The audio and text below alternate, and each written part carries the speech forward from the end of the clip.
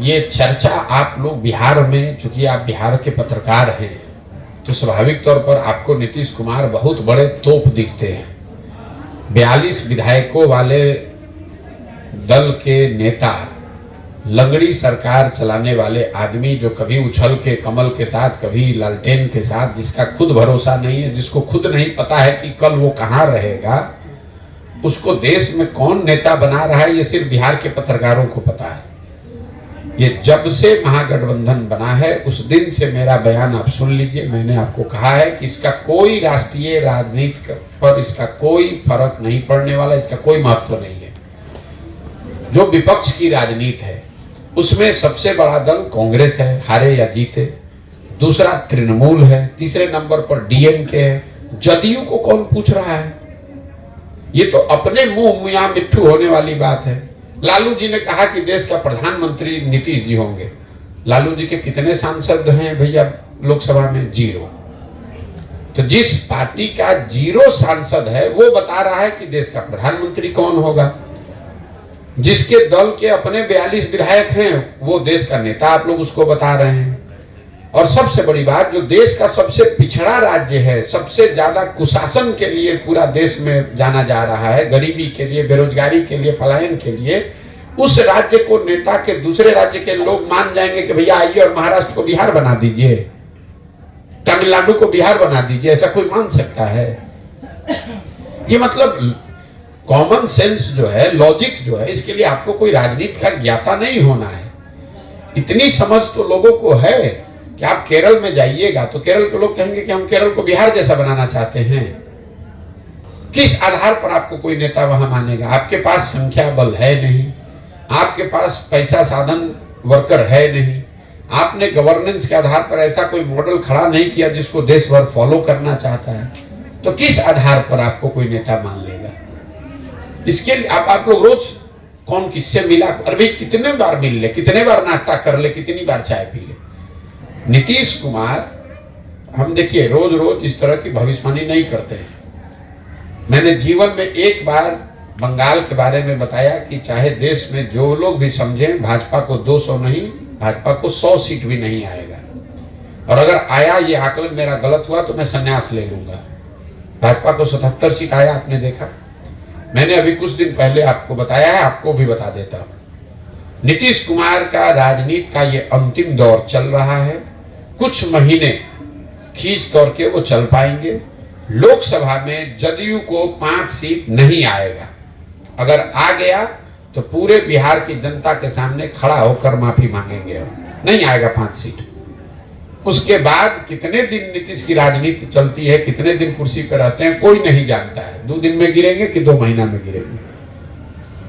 इनके पास 117 विधायक थे 2014 में, और जब लोकसभा चुनाव में 2 सीट आया तो पद से इस्तीफा देना पड़ा। राजनीति में इतना प्रेशर होता है, जब तक आप जीत रहे तो आप ही माई बाप हैं, जब हारिएगा तो जो माई बाप कहता है वही आपको कुर्सी से उलाटता भी उतने ही तेजी से। 1 मिनट नहीं लगता है लोगों को रंग बदलने में। तो नीतीश कुमार का अंतिम दौर चल रहा है राजनीति का। मानसिक और राजनीतिक दोनों तौर से नीतीश कुमार कमजोर पड़ गए हैं। जिस तरह का शब्द प्रयोग करते हैं, और देखिए ऊपर वाला जो है ना, नियति जो है वो बहुत ताकतवर चीज है। नीतीश कुमार की ये दुर्दशा हुई है कि जो कुछ भी उनका था, नियति ने उन्हीं के व्यवहार, उन्हीं के मुंह से बर्बाद करा दिया। नीतीश कुमार लालू जी के जंगल राज के खिलाफ उनका एक चेहरा, एक व्यक्तित्व, एक पहचान थी। नियति ने ऐसा किया कि नीतीश कुमार ही अब उस जंगल राज को वापस लाने वाले बन गए।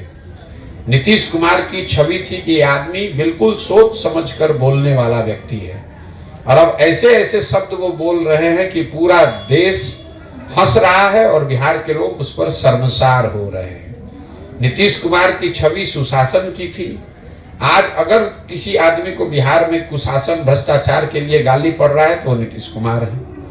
तो नियति की जो इन्होंने किया है दूसरों के साथ, वही चीज नियति इनसे खुद से करा रही है, और ये सुनिश्चित करेगी कि जब ये कुर्सी से हटे तो इनके पास कुछ नहीं बचेगा। लोग अगर 5 वर्ष पहले छोड़ दिया होता तो कम से कम इतिहास में लोग याद करते इस आदमी ने बिहार को सुधारने का प्रयास किया। आज जब नीतीश कुमार को हटाया जाएगा या हटेंगे तो लोग ये कहेंगे भैया जान बचा, ये आदमी पूरा बिहार को बर्बाद करने पे लगा हुआ था। ये नियति की ताकत है।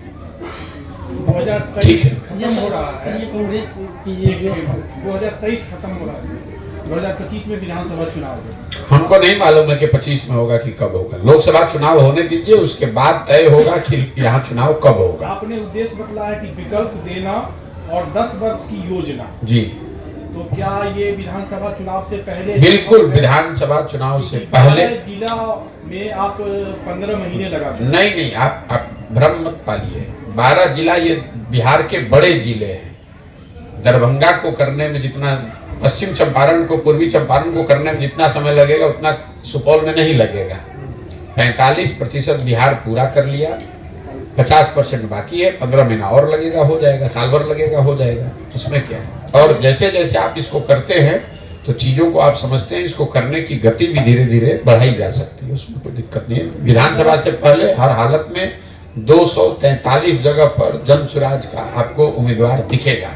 बिहार से पलायन कैसे रुकेगा और यहाँ रोजगार का सृजन कैसे होगा? बिहार से पलायन कैसे रुकेगा, इस पर हम रोज बता रहे हैं। बिहार से पलायन रोकने का, रोजगार का 2 ही तरीका है। पहला, शिक्षा में आमूलचूल परिवर्तन, और दूसरा पूंजी की उपलब्धता। शिक्षा व्यवस्था यहाँ ध्वस्त है, उसको सुधारा जाना है। लेकिन जो सबसे बड़ी बात है, शिक्षा पर तो आप लोग रोज चर्चा करते हैं, कहना आसान है कि शिक्षा सुधरेगा तो रोजगार मिलने लगेगा।